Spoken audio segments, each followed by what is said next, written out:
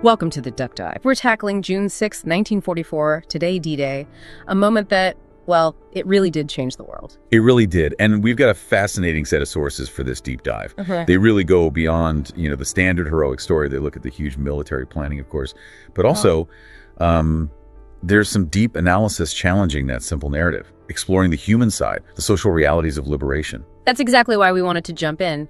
Our aim here with these sources is to get past just the bravery, the heroism we all kind of know about, and really explore the sheer, almost unbelievable scale of Operation Overlord. The preparations. I mean, months, years of it. Exactly. The intensity of it all and the brutal reality of the fighting, not just on the beaches, but inland too. And crucially, dig into those experiences of French civilians, which often get overlooked, and the really complex, sometimes difficult interactions between the soldiers and the locals. Yeah, the sources kick off with this incredibly vivid image. It's almost like a movie scene.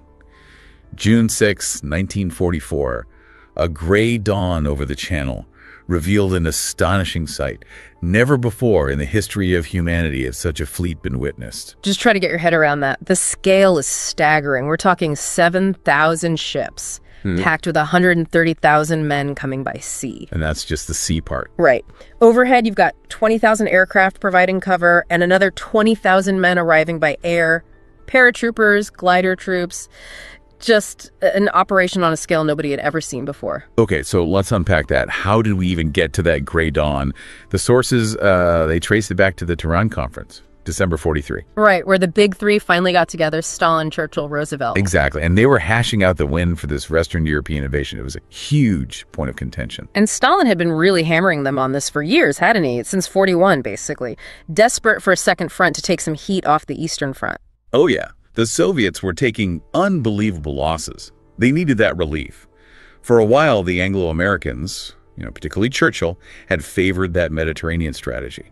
North Africa, then Italy. The soft underbelly idea. Right. But so sources point out it wasn't so soft. They kind of got bogged down near Naples. It wasn't really getting them closer to Germany fast enough. So Roosevelt steps in. He makes the call. Priority, Western Front. Yes. The sources frame his goal as to eliminate the Third Reich as quickly as possible and to do so in the West. And this also played into his thinking about post-war relations with Stalin. Churchill, well, he had to get on board. And so Operation Overlord gets the green light. Eisenhower's appointed Supreme Commander January 44, sets up shop in London. Brings in his team, Montgomery for the ground forces, people like that. A massive command structure. Now, the Germans, they weren't just sitting ducks, obviously. Hitler apparently had this real fear of a Western invasion going way back to 41. What were they doing? They started building the Atlantic Wall in 42. The sources describe it as this just monumental undertaking, a 4,000-mile line of fortifications, Norway down to the Spanish border. 4,000 miles. And who actually built it? Not volunteers, I'm guessing? No, definitely not. The sources are clear. Forced labor. French civilians, conscripted refugees, Jewish laborers, POWs, and the amount of concrete, 13 million tons mentioned in the sources. Just imagine the logistics of that. It shows how seriously they took the threat, even if they didn't know exactly where or when it would come. Exactly. And crucially, there was this big strategic debate within the German high command. The sources highlight this split between Rommel and von Rundstedt. Okay, break that down. Well, Rommel, he was in charge of coastal defense. He was convinced the panzer divisions, their tanks, needed to be right near the coast to hit the invasion the second it landed. He was terrified. Allied air power would just paralyze them if they tried to move later. Makes sense. And von Rundstedt, he was the overall commander in the West. Yeah. He wanted the Panthers held further back. His idea was wait and see where the main landing is, then launch a big, concentrated counterattack. The sources say Rommel basically lost that argument. His request was refused. Which had consequences. Big ones. It meant Rommel doubled down on strengthening the beach defenses themselves. Obstacles, mines, bunkers, making the immediate landing zone as deadly as possible. Which, as we know, it certainly was, especially in some places. Absolutely. Now, on the Allied side, they had their own big questions, like why Normandy? Calais seems the obvious choice. It's so much closer to Britain. But the sources suggest that was exactly why they didn't choose Calais. Surprise was paramount. Precisely. Normandy was less defended because it seemed less likely. Further away, maybe trickier logistically, but they hoped the Germans wouldn't expect the main blow there. And Montgomery argued for expanding the landing zone towards Caen and Cherbourg. Yeah, he pushed for a wider front early on. Why? Logistics, again. You land that many troops, you need a major port, like Cherbourg, with its deep water harbor, really quickly. To keep the supplies flowing, you can't sustain an army that size just over the beaches indefinitely. And keeping all this secret, the deception must have been massive. Oh, it's incredible. The sources detail months of elaborate deception. Operation Fortitude, they called it, feeding the Germans false intel, making them think the main attack was coming at Calais. Fake armies, inflatable tanks, radio chatter. Host armies, commanded by Patton, no less, to make it look convincing. Exactly. Meanwhile, the real buildup in Britain was just staggering. Hundreds of thousands of American GIs pouring in, over 800,000 by early '44, merging with British and Canadian forces. The training sounds relentless. And dangerous too, right? The sources mention training accidents. Yeah, there were losses even before D-Day. Yeah. And they were developing all this specialized gear. Hobart's funnies, they called some of them. Mine-clearing tanks with flails, flame-throwing tanks. Things designed specifically to crack the Atlantic Wall. And those artificial harbors. The mulberries, building huge concrete structures in Britain, towing them across the channel. That's an amazing feat of engineering. Why not just plan on capturing a port? Because they couldn't guarantee it. What if Cherbourg held out for weeks? The mulberries gave them flexibility. They could unload thousands of tons of supplies and vehicles directly onto the beaches, almost immediately. They were absolutely essential. Beyond the military stuff, the sources touch on the social impact in Britain. All those GIs arriving must have caused some friction. It did.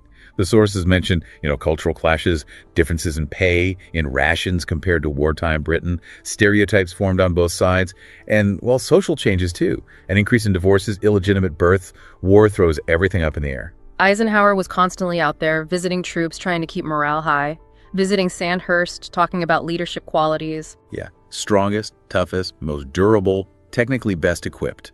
He knew what was needed. And even Churchill, who'd had doubts about overlords earlier, was showing up at training exercises, like with the U.S. paratroopers. Fully committed by then. There's a fascinating detail in the sources about the politics. The Allies printing French francs. De Gaulle was furious, wasn't he? Oh, yes. It sounds minor, but for de Gaulle, it was about sovereignty. Who had the right to issue French currency? He felt it should be his provisional government, not the Allies. It really highlights those underlying tensions about who would actually run France after liberation. And amidst all this immense activity, you get these human glimpses through the military cameramen. O'Neill, Grant, Clegg, tasked with filming it all. Yeah, embedded right with the troops. O'Neill apparently said his camera was a distraction for the men, something else to focus on besides the fear. The sources mention this really strange atmosphere, filming men who knew they might be dead in hours. So the plans are set, the troops are mustered, the ships are ready. That final countdown must have been incredibly tense. Unbelievably so. The timing was so critical they needed specific conditions. Dark for the airborne drops, full moon for the pilots to see, and crucially, half-tide at dawn. That would expose the German beach obstacles, but still let landing craft get in. Only June 5th, 6th, or 7th really worked that month. And Eisenhower initially chose the 5th. He did. But then the weather turned. June 4th, a massive storm blows up in the channel. So bad they had to recall ships that had already sailed. The whole thing hung in the balance. Can you imagine the tension? Thousands of men crammed into ships waiting. The sources call the wait unbearable. And this leads to maybe the single most critical decision of the war. You could argue that. Evening of June 4th. The forecast is still bad, but maybe slightly less pessimistic than the main report suggested. A small window, Eisenhower makes the call. Okay, we go on the 6th. The sources nail it. A decision that would change the course of the war. Once that button was pushed, everything started rolling. Instantly. June 5th, Allied planes just saturate northern and western France, hitting railways, bridges, communication lines, trying to stop German reinforcements reaching Normandy. But, the sources point out, this bombing wasn't always precise. Civilians got caught, in Normandy too. Which caused arguments, even between Eisenhower and Churchill. It did. The sources mention heated discussions. Churchill was worried about killing too many French civilians, turning the population against the Allies. But the reported response from the French resistance was apparently quite stark. This is war. People will die. We accept it. And de Gaulle, where was he in all this? He just declared his committee in Algiers the provisional government of France. Churchill summons him to Britain. De Gaulle, ever the statesman, refuses to let the Allies dictate French law. But he does agree to broadcast his support for overlords to the French people, asserting his authority. The deception continued right up to the last minute, too, at sea. Yep, small ships heading north, laying smokescreens near Le Havre. anything to keep the Germans looking towards Calais. Eisenhower's visiting the troops again, the 101st Airborne, just hours before they jumped. The sources describe his face, smiling face hiding underlying tension. And the paratroopers, trying to be brave. War paint, knowing the odds were maybe 50-50 for that jump. Just incredible courage. And Eisenhower wrote that note, didn't he? Taking full responsibility if it failed. Yes, just in case. Shows the immense weight he was carrying. Then, before dawn, June 6th, the bombardment begins, air and sea pounding the German coastal defenses. The landings were spread out. British and Canadians on the left flank. Sword, Juno, Gold Beaches, Americans on the right, Omaha and Utah. The plan, Brits take Cannes quickly. Americans push for Cherbourg. And then, Omaha Beach.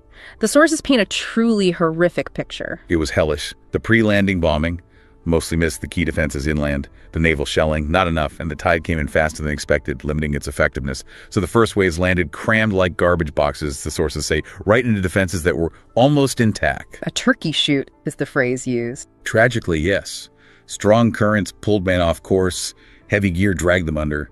Drownings before they even got shot at. The sea turned red. It earned its name. Bloody Omaha. Robert Capa, the photographer, was right there in the first wave. His account is terrifying. Reached the deck and lay in our vomit. It's heartbreaking that most of his photos, those iconic blurry images of the first waves, were later ruined in a darkroom accident. The situation at Omaha sounds desperate. Pinned down by fire, nowhere to hide, tide coming in, couldn't reach the wounded, nailed in place, closer to crucified. U.S. command actually debated pulling out. It was that bad. Thankfully, it wasn't quite the same story everywhere. Utah Beach was tough, but less catastrophic. And the British and Canadian beaches, Gold, Juno, Sword, while still facing fierce resistance, had it slightly less difficult. Partly because, as the sources say, the Germans were still focused on Calais, the Allied deception had worked, the Atlantic Wall started to crack. And Allied air power was just overwhelming that day. Utter dominance. 10,000 sorties flown safely on D-Day, hitting everything inland. Airfields, communications, roads, bridges.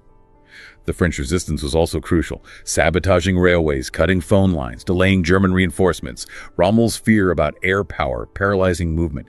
It came true. Speed Ian Grant, one of the cameramen, landed at Sword Beach. Filmed the Scots commandos hitting the beach. He mentioned being seasick himself, but how focused the men were. Natural actors deep in their thoughts, he called them. He described the chaos getting off the beach. Both he and O'Neill survived that initial landing. O'Neill actually landed a bit earlier at Sword, and the sources mention his film looks shaky, possibly because he was hit, he was evacuated. Even on Sword, the cost was steep. 600 casualties. And at Juno, the Canadian beach near Bernier-sur-Mer, the first wave filmed by an automatic camera on a landing vehicle. Fierce fighting there too, heavy losses. 300 young Canadians killed trying to push towards the Kagan airfield at Carpiquet. And it's really striking. The instructions to the cameramen were not to film Allied dead. Focus on German prisoners, focus on happy French civilians, shaping the narrative from the very beginning. It's true.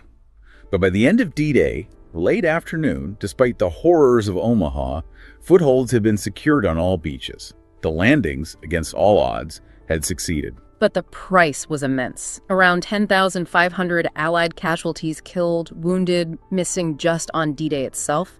And the sources estimate the Germans lost about the same number. A brutal start. And, getting ashore was just the first step. Consolidating that beachhead, breaking out. That turned into a really grim fight in the days and weeks that followed. Yeah, the sources are quite critical of Montgomery's initial follow-through. The delay in getting the armored divisions moving, the failure to capture Cowan quickly. Cowan was meant to be the hinge, right? The launch pad. It was.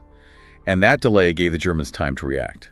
They started bringing up those forces Rommel had wanted near the coast earlier, including the very tough 12th SS Panzer Division, made up of mostly Hitler Youth fanatics. So the Germans counterattacked. Viciously. Between June 7th and 9th, they hit back hard, especially towards Cat, blocking the roads, digging in just outside the city. This meant Allied air attacks on Cat itself often hit rubble and civilians, while the German defenders held firm on the outskirts. German propaganda, meanwhile, had a field day showing the civilian suffering caused by Allied bombs. What about the airborne troops who landed behind the lines? They had a rough time. Widely scattered, often cut off from support. The sources say they lost over half their heavy equipment. Maybe 1 in 5 men became casualties. But interestingly, because they were so spread out, it confused the Germans. made them think the airborne landings were much bigger than they actually were. The Americans managed to link up their beaches, though. Yes, on June 9th, they captured Isigny after some heavy fighting. That was vital because it connected the Omaha and Utah beachheads. Finally, a solid, continuous Allied front, about 60 miles long. But again, capturing towns like Isigny involved heavy shelling. The cost for French civilians living there. Exactly. It's that constant tension in the sources. Military necessity versus the impact on the people they were liberating. Around this time, de Gaulle makes his return to France, June 14th at Courcelles. Just a flying visit, wasn't it? And Churchill wasn't too keen. No. The sources quote Churchill telling Montgomery basically, don't make a fuss, just let him show up at HQ. But de Gaulle had other ideas. He made a point of going into Bayeux, the first significant town liberated, deliberately without a big Allied escort, installing his own prefect in the town hall, asserting French control from day one. Even with the beaches linked, keeping the supplies coming must have been a nightmare. Absolutely critical. Those Mulberry harbors were working overtime. The sources say 150, 200 ships a day were unloading at Orange for the British and off Omaha for the Americans. Thousands of vehicles, tens of thousands of tons of supplies daily. And then the weather intervenes again? Badly. Catastrophically. Mid-June, this huge storm hits. Described as the worst in 40 years. Last 4 days. It just wrecked the artificial harbors. The American one off Omaha was virtually destroyed. It set back the supply situation by maybe 10 crucial days. Which must have put immense pressure back on capturing Cherbourg. They needed that real port. Desperately. So the push for Cherbourg intensified. It finally fell on June 26th. The German commander, von Schlieben, surrendered to the Americans, notably defying Hitler's fight to the last man order. The number of prisoners taken there was huge. 36,000. And the sources make an interesting point. Looking at these prisoners, very young boys, old men, you can see how depleted the German forces were in the West compared to the meat grinder of the Eastern Front. But the cost was still high. U.S. casualties in Normandy had reached 22,000 by then. Even with Cherbourg taken, the fight inland wasn't easy. The sources talk a lot about the Bocage country. What was that like? A nightmare for offensive warfare. It's that landscape of small fields divided by thick, ancient hedgerows, sometimes earthen banks topped with dense bushes, described as a giant maze, cursed country. Easy to defend, hard to attack. Exactly, perfect for ambush. Tanks were really vulnerable. Stick to the roads, you're a target. Try to go over the hedgerows, you expose your thin underbelly armor. The sources say the Bocage cost the U.S. Army thousands of lives. They really struggled to break out. And Montgomery was still stuck outside Caen. Pretty much. He called for massive RAF bombing raids, 2,500 tons of bombs dropped on Cannon. It flattened large parts of the city, killed many civilians. But the sources say it didn't dislodge all the German defenders, particularly the ones dug in around the edges. The debate about whether that bombing was necessary or effective continues. Churchill even visited and couldn't get much beyond the British lines. So, things are looking a bit stalled. Brits at Caen, Americans in the Bocage. Eisenhower starts leaning more on General Bradley. Yes. The sources portray Bradley as methodical, calm, effective. And importantly, Bradley thought he could achieve a breakthrough, even in the Bocage. Which leads to Operation Cobra. July 25th. Bradley's plan. Massive concentrated carpet bombing by heavy bombers. Literally trying to blast a hole in the German lines, crush the German positions near Saint-Lô and Perrier, then pour troops and tanks through the gap. And it worked. Spectacularly. The bombing devastated the German front lines, killed key commanders. It created the breach Bradley needed. U.S. forces finally broke out of what the sources call the hell of the Bocage. And Patton's tanks started rolling. Fast, towards Coutances, Erwin, Granville, sweeping south and west. By the end of July, they're at the edge of Brittany. The whole front is starting to collapse for the Germans. And the French 2nd Armored Division joins the fight around now. Yes, Leclerc's division. Landed at Utah Beach early August. These were free French soldiers. Many had fought across North Africa. Huge symbolic moment for them to be fighting on French soil. Leclerc himself, described as thin, brave, fiercely loyal to de Gaulle. His division joins Patton's Third Army. Hitler tries one last gamble. At Mortain, a desperate counterattack.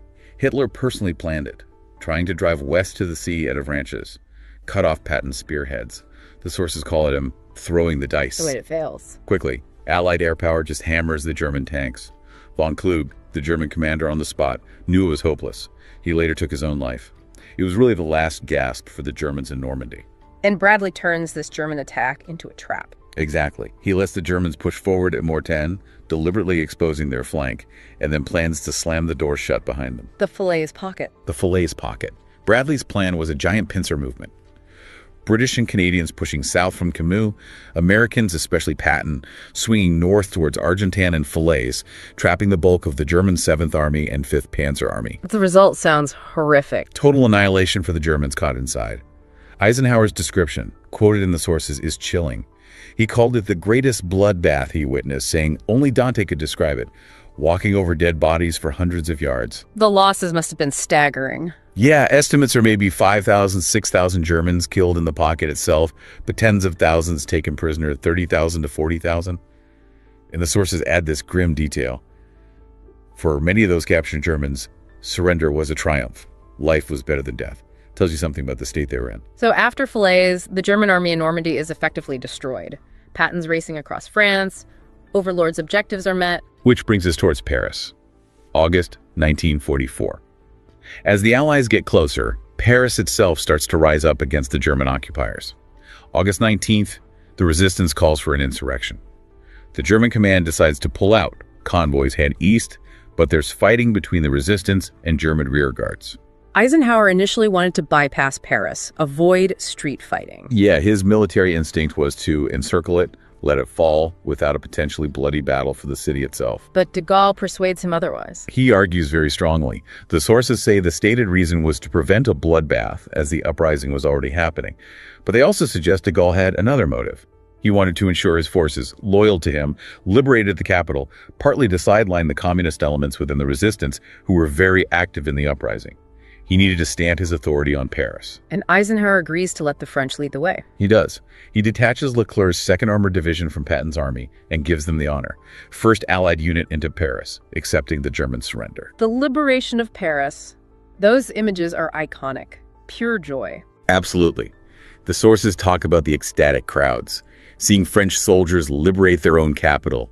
Time to rejoice. It was a huge, symbolic victory. Followed by the famous parade down the Champs-Élysées. Which really helps cement that powerful myth of a unified, joyous liberation in the public mind. Then, the day after the parade, de Gaulle asks Eisenhower and Bradley for a public show of support. Yes, in the Place de la Concorde.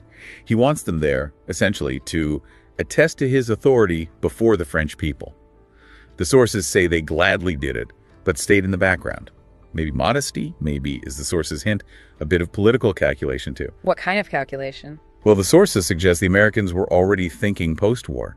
They needed a stable, allied France in the new Europe. Backing de Gaulle helped ensure that stability. Okay, so we've covered the military campaign, epic scale, strategic brilliance, ultimately successful in driving out the Nazis. But our sources really push us to look at the other side of the coin. The liberation wasn't simple or universally joyous for everyone on the ground. No, far from it. This is where we need to dig into the complexities. Think about the Norman population. They'd lived under German occupation for 4 years. Then, before D-Day even happens, the Allied bombing campaign ramps up in the spring of '44. Causing huge damage and civilian casualties even before the landing. Exactly. Homes destroyed, farms ruined, infrastructure wrecked. Yeah. Daily life became, as the sources put it, precarious. Shortages of food, water, roads clogged with military traffic.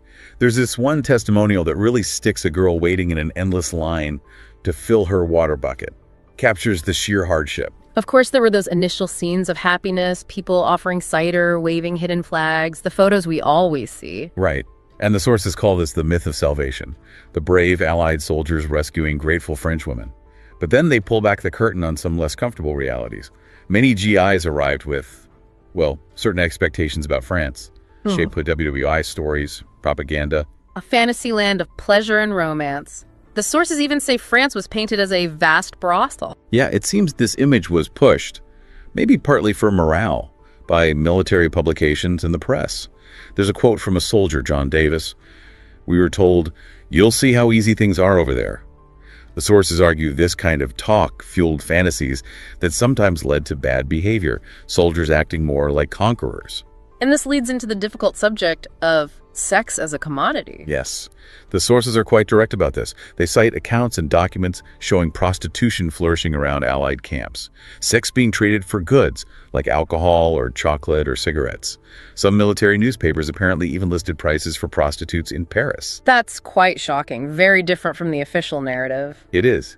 There's a quote from one soldier lumping women and bread together in the same thought, and another testimonial about local girls lining up near the camps like they were selling wares. It's a stark, unsettling picture. How did this affect local communities? According to the sources, prostitution started happening in public spaces, ruins, parks, even cemeteries.